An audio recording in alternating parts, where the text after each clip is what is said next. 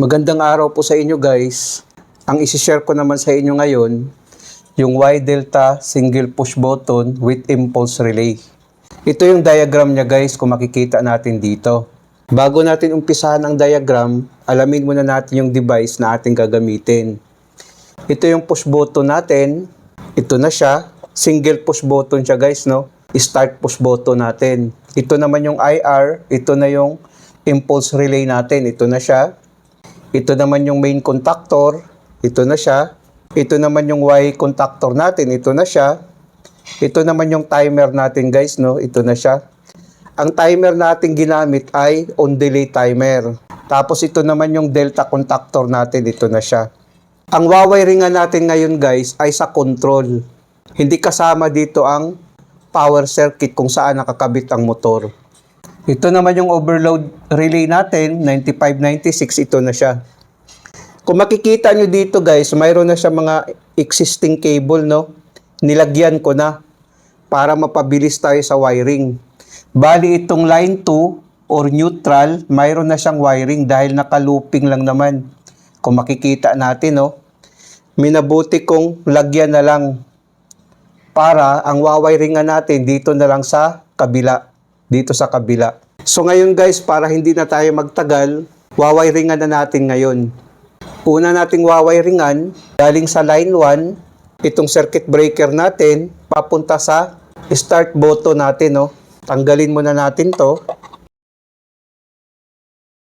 Bali ang wiring niya guys, galing sa line 1, papunta sa start button natin. Ibig sabihin, galing dito, papunta ngayon dito.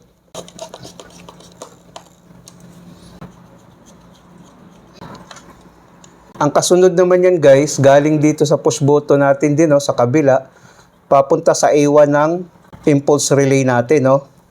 Ibig sabihin, galing dito, papunta ngayon dito.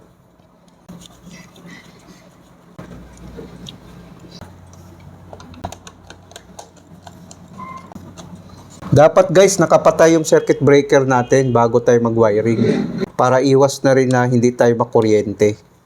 Ang kasunod naman yan guys, maglagay tayo dito sa line 1, no?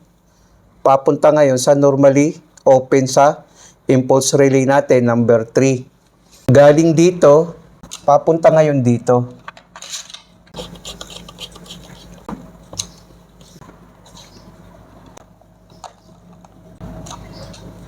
Tapos lusot naman sa kabila, no? Papunta ngayon sa A1 ng magnetic contactor natin, no? Galing dito, papunta ngayon dito.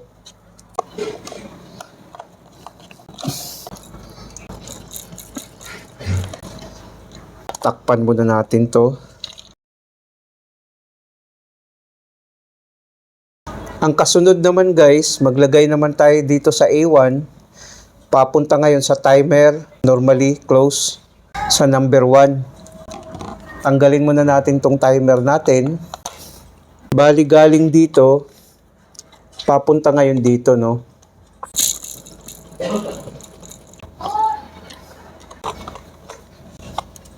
Ang kasunod naman yan guys, lusot dito sa timer 4 natin, no? Papunta ngayon sa normally close ng delta sa 21.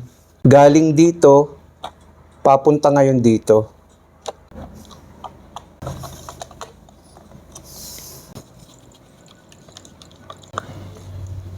Lusot naman dito sa kabila guys, no, sa 22 ng delta natin normally close, papunta sa A1 ng Y contactor natin. Galing dito, papunta ngayon dito.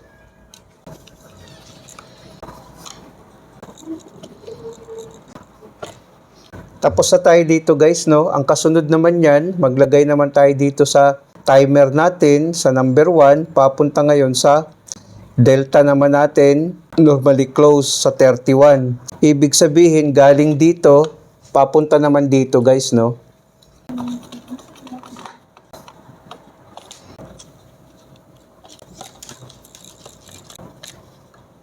Lusot naman dito sa kabila guys, sa 32 natin, papuntang A1 ng timer natin, no? Galing dito, papunta ngayon dito.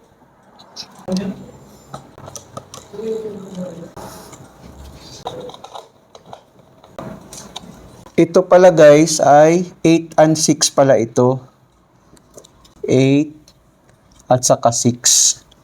So ibig sabihin guys, maglagay tayo dito sa 31. Papunta ngayon sa number 8, no? Normally open ang timer. Galing dito, papunta ngayon dito.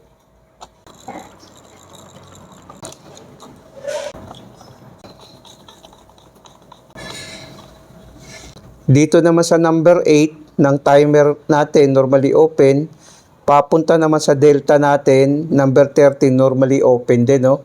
Galing dito, papunta ngayon dito.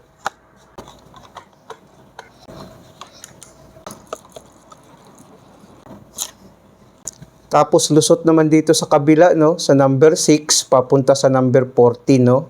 Ng delta natin galing sa timer. So ibig sabihin, galing dito papunta ngayon dito.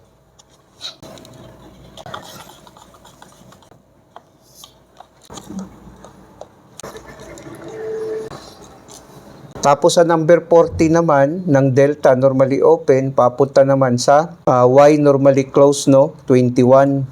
Galing dito papunta ngayon dito.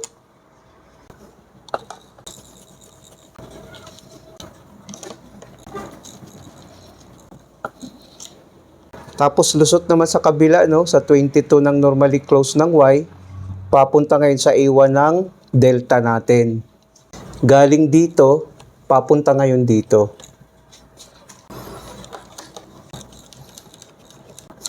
Ito kasi yung interlocking niya guys, no, sa delta at saka sa y.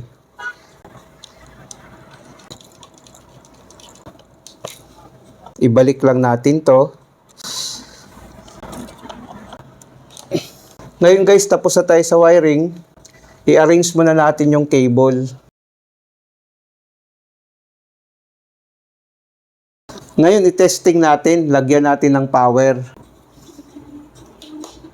Pag-press natin to guys, gagana ang main at saka Y. After 3 seconds, mamamatay ang Y. Gagana naman ang main at saka delta. Try natin. Ayan, gumana na ang main at saka delta guys. Patay natin. Mamatay siya.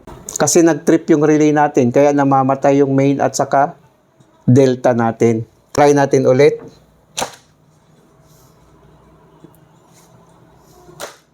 Ayan.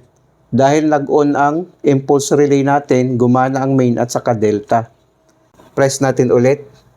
Yan, namamatay. On natin ulit. Ngayon guys, gumana ngayon ang main at saka delta, no? Pagtanggalin natin tong timer guys, still pa rin yan na gumana yung main at saka delta natin. Ito ang kagandahan nito.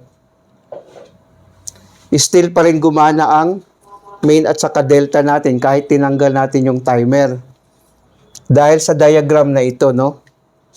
Pag ibalik natin, still pa rin siyang gumagana.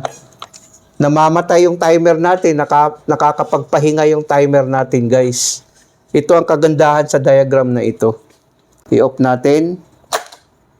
Na-off siya. Try natin ulit.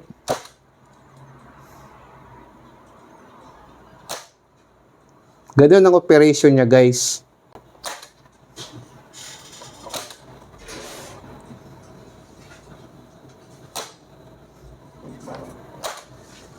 Sana guys, nakapagbigay ito ng konting kaalaman sa mga baguhan. Maraming salamat sa inyo guys. Hanggang sa muli.